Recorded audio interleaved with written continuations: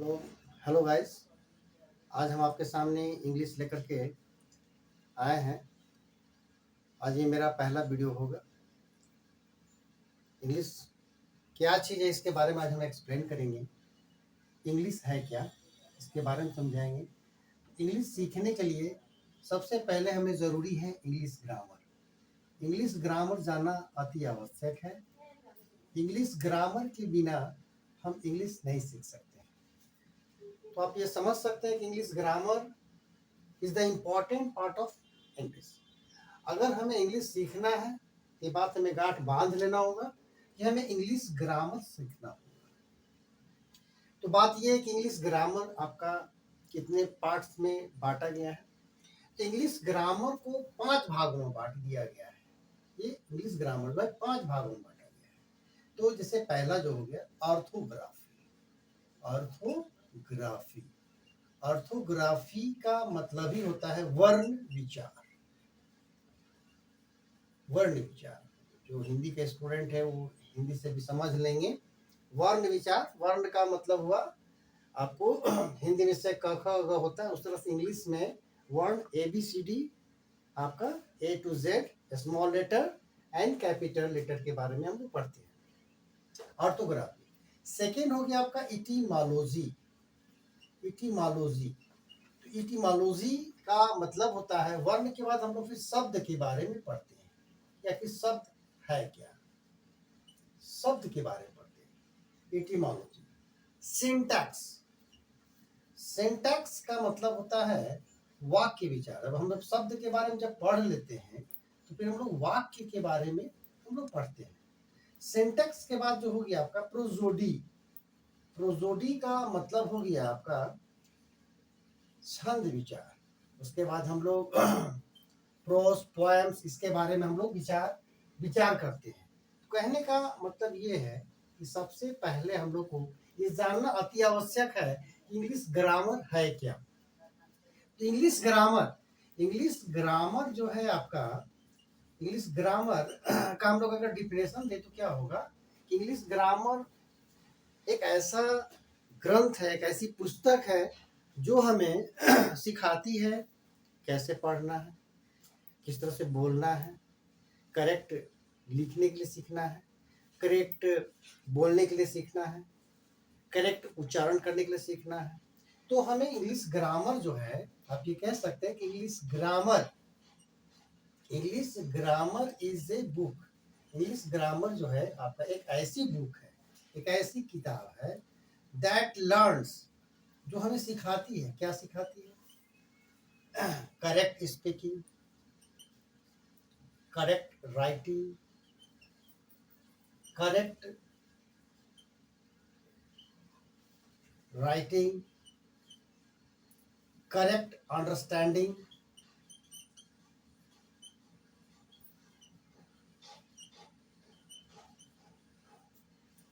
Correct spelling,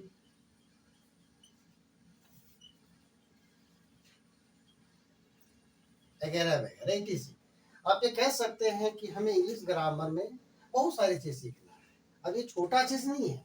कहने का मतलब ये हुआ कि अगर वर्ण के बारे में पढ़ना है, शब्द के बारे में पढ़ना है, वाक्य के बारे में पढ़ना है, छंद विचार प्रोसोडी के बारे में पढ़ना है, तो कहने का मतलब ये हुआ कि हमें सही कैसे लिखना है, सही कैसे बोलना है, और सही कैसे समझना है, सही स्पेलिंग कैसे करना, ये सारी चीज जो है मिला करके हम लोग जो है इसको क्या बोलते हैं कि English grammar. It is called English grammar. इसी को हम लोग इंग्लिश ग्रामर कहते हैं।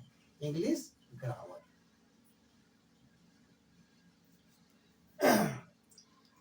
ध्यान से इसको देखें और फिर से समझे, एक बार पुनर्विचार करके फिर से समझे। इंग्लिश सीखने के लिए हमें इंग्लिश का सबसे पहले एट फर्स्ट हमें ये जानना होगा कंसेप्ट ऑफ इंग्लिश हमको सीखना है। तो सबसे पहले क्या सीखना होगा, हमको सबसे पहले ये समझना होगा इंग्लिश ग्रामर है क्या। तो इंग्लिश ग्रामर है क्या, तो इंग्लिश ग्रामर एक प्रकार का ऐसी ग्रंथ है जो हमें क्या सिखाती है? करेक्ट स्पीकिंग, शुद्ध तरीका से बोलने के लिए। करेक्ट राइटिंग, हमें शुद्ध लिखने के लिए सिखाती है। करेक्ट अंडरस्टैंडिंग, हमें सही समझ होना चाहिए। करेक्ट स्पेलिंग, हमारा अगर स्पेलिंग गलत हो गया तो इंग्लिश गलत हो गया, वगैरह वगैरह बहुत सारा चीज। जैसे सेंटेंस बनाने के लिए कैसे हमको सेंटेंस बनाना है, उसमें कैसे बहुत सारे रूल है, उसके बहुत सारे स्ट्रक्चर्स है, इसके बारे में बहुत काफी है जो हमें पढ़ना होगा। लेकिन हमने यहाँ पर संक्षेप में एटीसी करके लिख दिया है, वगैरह वगैरह हुआ इसका मतलब, और it is called English grammar, और इसे हम इंग्लिश ग्रामर कहते हैं। तो हम लोग सबसे पहले विचार जो कर रहे हैं, सबसे पहले हम लोग विचार कर जैसे ऑर्थोग्राफी के बारे में, जैसे सबसे पहले हम लोग विचार कर रहे हैं ऑर्थोग्राफी के बारे में कि ऑर्थोग्राफी है क्या। एट फर्स्ट इसे आप राइट डाउन भी कर लें, लिख लें, जो भी हम यहाँ पर लिखे हैं उसको लिख लें, राइट डाउन कर लें, या आपका नोट कॉपी में आप इसे कंप्लीट कर लें, लिखें।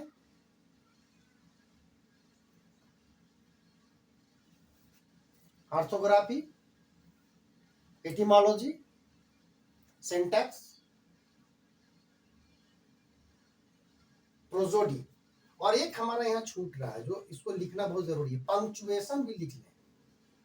पंक्चुएशन, पंक्चुएशन का मतलब होता है चिन्ह विचार।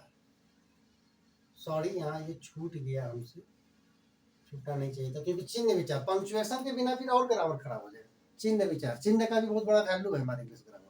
अगर हमारा साइन वगैरह, चिन्ह वगैरह अगर सही नहीं हो तो इंग्लिश का सेंटेंस गलत हो जाएगा। इसके बारे में भी एक्सप्लेन करेंगे, जैसे कि क्वेश्चन मार्क हो गया, फुल स्टॉप हो गया, ऐसे फुल स्टॉप इंग्लिश में फुल स्टॉप, लेकिन हिंदी में ऐसे पूर्ण विराम होता है। तो ये डिफरेंट है, दोनों में वो थोड़ा सा डिफरेंट है। ये आपको हिंदी में इसको पूर्ण विराम बोलेंगे, इंग्लिश में इसको फुल स्टॉप बोलेंगे। ये क्वेश्चन मार्क, जबकि हिंदी में प्रश्नवाचक चिन्ह। इसके बारे में हम लोग एक्सप्लेन करेंगे, अभी छूट गया है ना, इसको लिख लेंगे पंक्चुएशन, क्योंकि इंग्लिश में जो है आपका orthography, etymology, syntax, punctuation, prosody, इस पर हम लोग को विचार करना होगा, तभी जाके इंग्लिश हमारा परफेक्ट हो सकता है। तो सबसे पहले हम इंग्लिश ग्रामर को लिए, इंग्लिश ग्रामर है क्या और इसके बारे में डिफाइन जो दी उसको आप रिटेन कर लें, लिख लें और इसको रिवाइज करें। लर्न नहीं करना, याद नहीं करना, बल्कि इसको दिमाग में फिट करना है, समझना है। इंग्लिश कोई रटने की विषय नहीं है, बल्कि इसे समझने की विषय है, और इसे समझना है और आत्मसात करना है, ध्यान में रखना है, बस।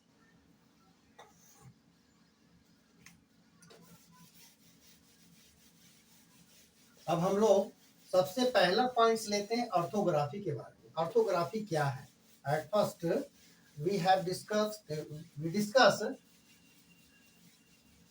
Orthography. What is orthography? Orthography है क्या? At first we discuss orthography. Orthography क्या है इसके बारे में हम लोग डिस्कस करेंगे। ऑर्थोग्राफी, तो we study about alphabet. Alphabet के बारे में हम लोग स्टडी करते हैं। It is known as orthography. मतलब ऑर्थोग्राफी में हम लोग जो है एबीसीडी के बारे में पढ़ते हैं। एबीसीडी हुआ ए बी सी, इस तरह से लेकर जेड तक, जो इसको कैपिटल लेटर है ना, और ये इसको कैपिटल लेटर कहेंगे, कैपिटल लेटर है, और small letter A B C से लेकर जेड तक, ये आपका हो गया स्मॉल लेटर। तो आप ये कह सकते हैं ये कैपिटल लेटर, स्मॉल लेटर। इसमें भी आपका ऑर्थोग्राफी में भी जो हो गया आपका प्रिंटिंग लेटर होता है, इसको ये प्रिंटिंग लेटर है, इसको हम लोग प्रिंट करने में इस्तेमाल करते हैं। ये जो है हम लोग को लिखने के लिए नहीं है, ये बुक को प्रिंट करने में हम लोग इस लेटर का इस्तेमाल करते हैं। लेकिन जो स्क्रिप्ट लेटर हमें लिखना इस तरह की लेटर है, ए हो गया, बी हो गया, सी हो गया, डी हो गया, ई हो गया, एफ हो गया, जी हो गया, इस तरह से जो जेड तक हम लोग लिखते हैं, इसके बारे में इसको हमको लिखना है। स्मॉल लेटर में ए हुआ, बी हुआ, सी हुआ, डी हुआ, ई हुआ, एफ हुआ, जी हुआ, एच हुआ, आई हुआ, जे, इस तरह से लेकर जेड तक। तो इसमें भी आपका जो है कैपिटल लेटर हुआ, स्मॉल लेटर हुआ, लेकिन ये जो लेटर हुआ इसको हम लोग स्क्रिप्ट लेटर बोलते हैं, स्क्रिप्ट लेटर। और हमें इसी लेटर में लिखने की आवश्यकता होती है। अगर हमें इंग्लिश अगर लिखना है और हमें इंग्लिश लिखना है, तो ये बात हमको गांठ बांध लेना होगा, ये बात को ध्यान रखना होगा कि जब भी लिखना है तो स्क्रिप्ट लेटर में लिखना है, ना कि इस लेटर में। इस लेटर को प्रिंटिंग लेटर हम लोग कहते हैं। तो प्रिंटिंग लेटर मतलब वो प्रिंट करने के लिए इस्तेमाल की जाती है, जबकि स्क्रिप्ट लेटर हमें हम लोग को लिखने के लिए इस्तेमाल की जाती है। तो हम लोग को कैटेगराइज किया गया है। स्क्रिप्ट लेटर का मतलब ये हम लोग को लिखने का लेटर है, that is known as a script letter.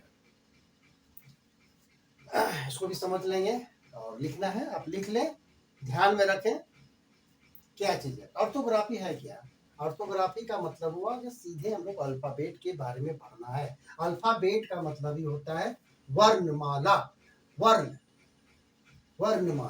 वर्णमाला का मतलब वर्णों के बारे में हम अध्ययन करते हैं। और वर्ण क्या है, ये A B C D E F, कैसे हिंदी में कैसे होता है क ख ग घ अंग, इस तरह का जो वर्ण हुआ उसी को वर्णमाला कहते हैं। ठीक उसी प्रकार से सिमिलरली हमारे इंग्लिश में उसको अल्फाबेट कहते हैं, जिसे हमें जानना होगा। इंग्लिश में सबसे पहले ये जानना बहुत जरूरी है, बिना ये जाने हम इंग्लिश लिख ही नहीं सकते हैं, है ना। ये हमारा आधार है ऑर्थोग्राफी। तो आप राइट डाउन कर ले। तो यहाँ पर मैंने लिखवा भी दिया है, लिख दिया, we study about alphabet, it is known as, हम लोग अल्फाबेट के बारे में स्टडी करते हैं और इसको क्या कहते हैं, ऑर्थोग्राफी कहते हैं। अब हम लोग आते हैं ऑर्थोग्राफी के बारे में पढ़ने के बाद, अब हम लोग आते हैं इटीमोलॉजी के बारे में। इटीमोलॉजी क्या है इसके बारे में आप सीखते हैं। इटीमोलॉजी क्या है,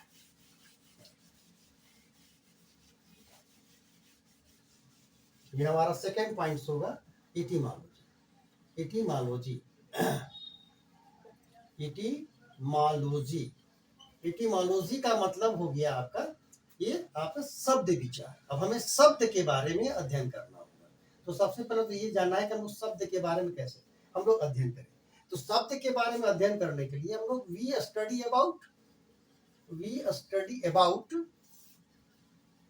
वर्ड्स, शब्दों के बारे में अध्ययन करते हैं, उसी को हम लोग it is known as etymology. बहुत सिंपल है, बस समझने की आवश्यकता है, रटना नहीं है। एटीमोलॉजी मतलब शब्दों के बारे में हम अध्ययन करते हैं कि शब्द क्या है। जैसे शब्द क्या हो गया, शब्द को भी बांटा गया है, हमें शब्द को भी बांटा गया, इसके बारे में हम लोग डिस्क्राइब करेंगे।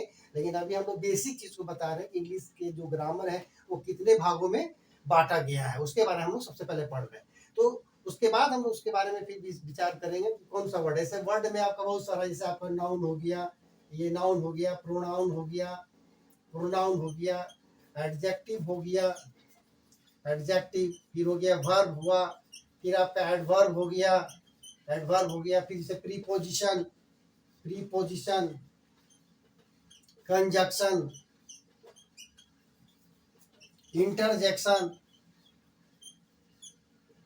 इस सब के बारे में हम लोग स्टडी करेंगे आपको वर्ड के अंतर्गत में, कि कौन सा वर्ड नाउन है, कौन सा वर्ड प्रोनाउन है, कौन सा वर्ड एडजेक्टिव है, कौन सा वर्ड वर्ब है, कौन सा एडवर्ब है, प्रीपोजिशन है, कंजक्शन है, इंटरजेक्शन है।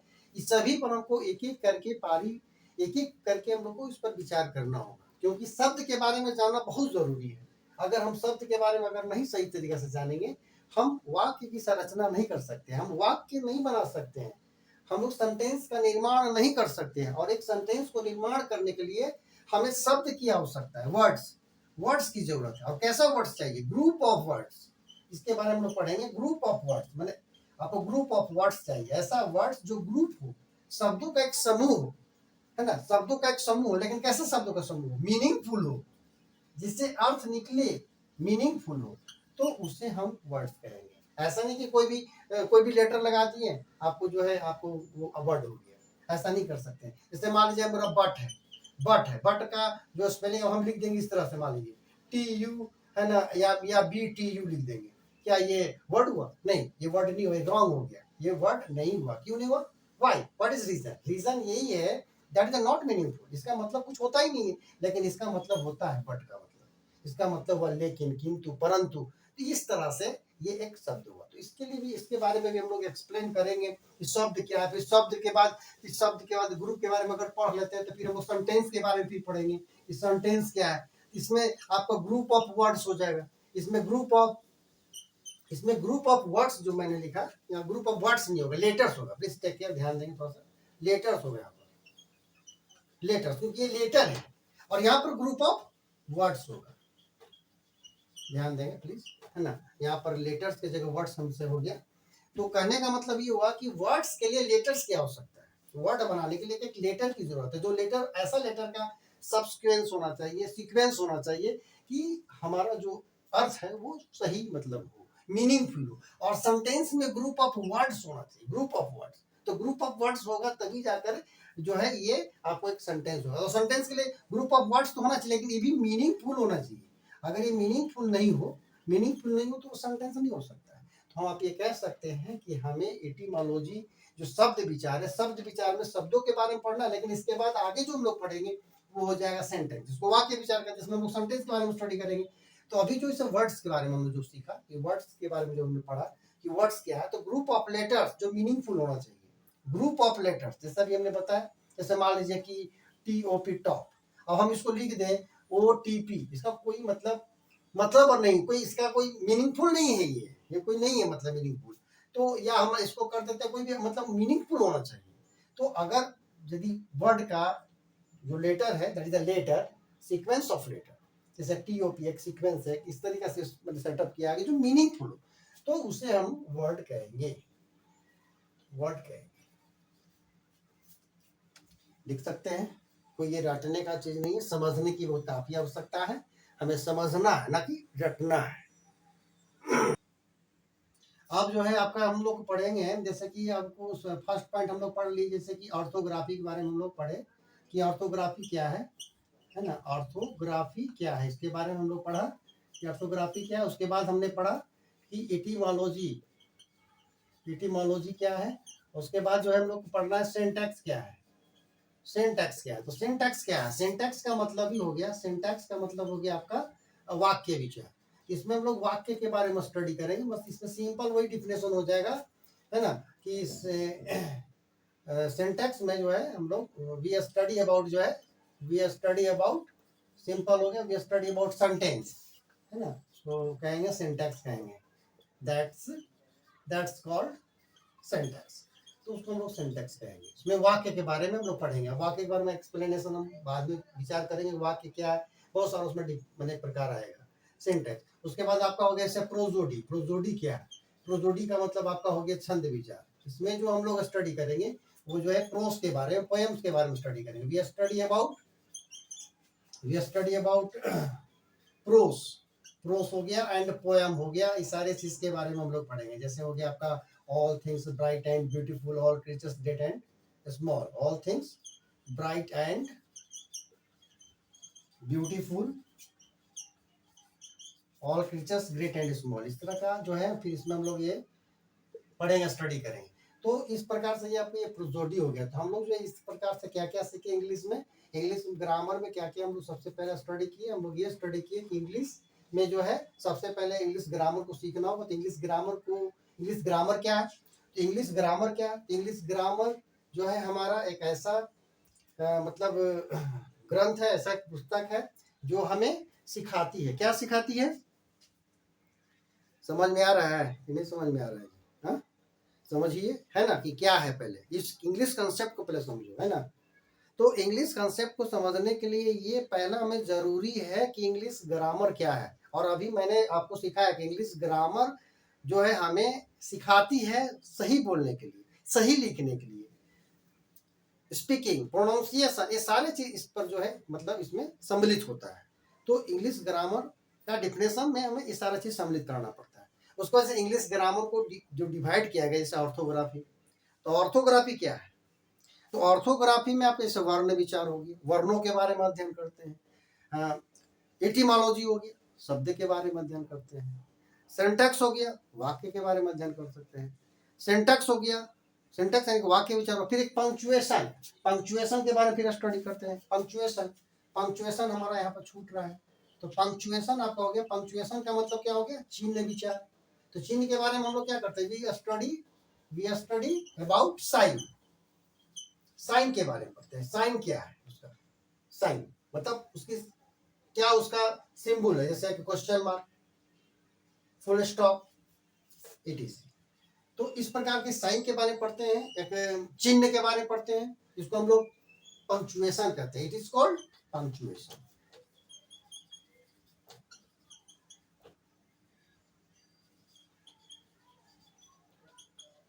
और पंक्चुएशन जानना बहुत जरूरी है, अगर पंक्चुएशन के बारे में हम लोग नहीं समझे, हमारा इंग्लिश का सेंटेंस बिल्कुल रॉन्ग हो जाएगा, गलत हो जाएगा। तो हमें इंग्लिश में ये सारे पांचों पॉइंट्स को जानना अनिवार्य है, हमें सीखना होगा। और ये जो है आपको लर्न नहीं करना, याद नहीं करना, बल्कि समझना है, रटना नहीं है। और समझ लेने से हमको ऐसा लगता है कि इंग्लिश बहुत ही सरल है, हम इसको कर सकते हैं। तो आज का इतना ही रहेगा, फिर जो है हम अगले वीडियो में इस पर विचार करेंगे।